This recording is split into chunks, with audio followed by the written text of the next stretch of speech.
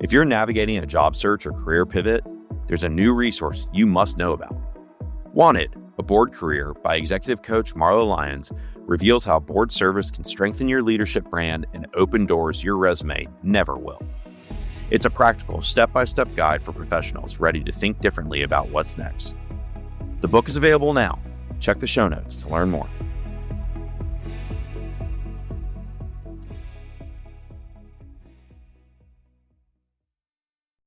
Welcome to Work Unscripted. I'm your host, Marlo Lyons. I'm here to toss aside the corporate scripts for unfiltered truths. We are tackling real work challenges with no sugarcoating, providing you with the strategies to thrive and find fulfillment in your career. It's time to turn the page. It's time to be unscripted. If you ever received feedback that made you question your entire career, you're not crazy. Your boss just speaks in corporate riddles. Hey friends, welcome back to Work Unscripted, and today we're cracking the code and zooming in on patterns, behaviors, and hidden dynamics that are driving you crazy in less than 10 minutes.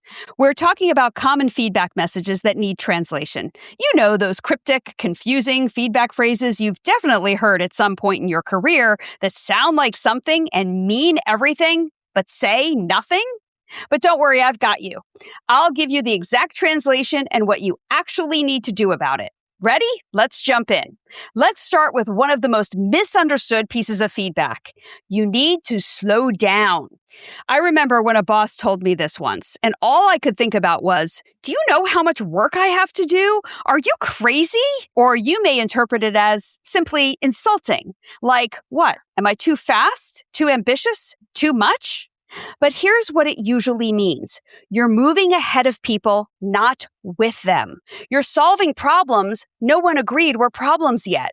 You're sending updates before others have even opened your last email.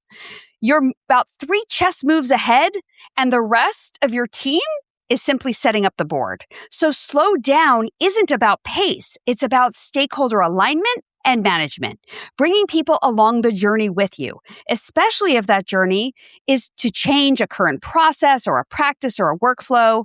So here's what you need to do when you receive this feedback. First, be curious if it's not clear what the feedback refers to exactly, and ask, is there a specific project that you're referring to where I need to slow down? That will help you with how you reset. Then pause and ask yourself, is everyone on board with where we're going? Consider using stakeholder mapping. Who needs to be informed? Who needs to make decisions? And included in the process before you move forward. Then reach out to those stakeholders and ask questions like, do you have any concerns with where we're going or where we are in this project? Are we missing anyone who needs to align on the project? Remember, alignment is the new speed. When people are aligned, you will be able to move faster together. This second piece of feedback gets thrown around like corporate confetti. You need to be more strategic. But what does that even mean? Usually it means stop executing tasks and start thinking bigger and connect your work to the larger picture of the company's goals. It means stop pointing out all of the work that you accomplished. You need to shift from the how to the why, from doing to impacting. Ask yourself, how does this task support the broader goal? Strategic thinkers make their work feel important, not just done, and they're always looking up and down and sideways as they complete their work to understand the impact across the organization.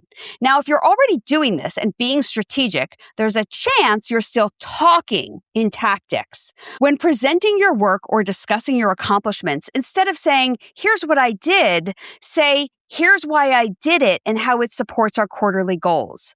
Being strategic means you are looking at the short and the long-term impact of your work, not just checking boxes off your to-do list. Now, the third one is one of my favorites. It's feedback people whisper to each other, but rarely explain what it means. You need to manage up better.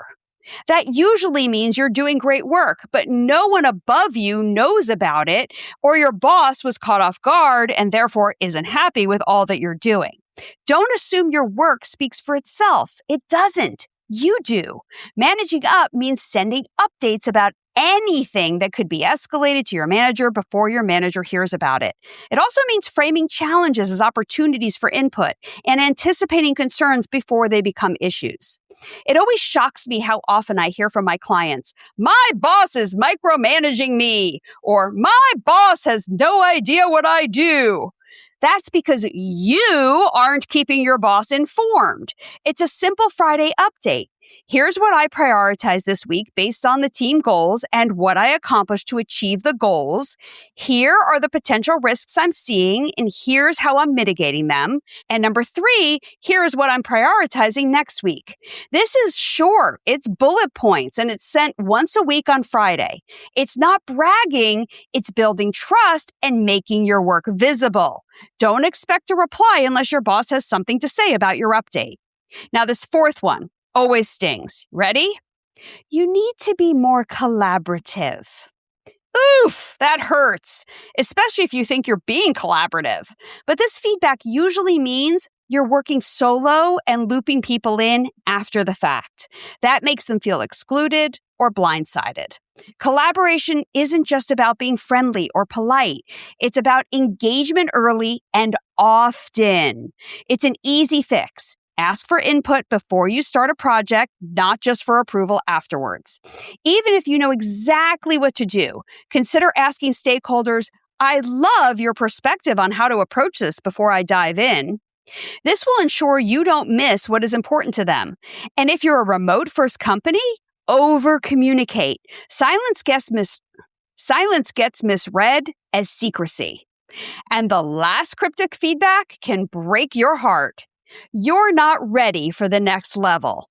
But don't take it as a dead end. It usually means you haven't demonstrated the mindset or the behaviors expected at the next level yet. It's not about tenure. It's about showing you think like an owner, not just an executor. That means you're doing all the things I already talked about. Being strategic, stakeholder alignment, and stakeholder management, and collaboration that is effective across the organization. If you are told that you aren't ready for the next level, start with a conversation with your manager and ask, what would being ready look like to you? And can we create a path for me to grow into that? If your company has a leveling matrices showing what competencies are expected at each of those levels, well, walk through them one by one and ask how you can improve. Then deliver. There you have it. 5 cryptic pieces of feedback decoded. Let's recap.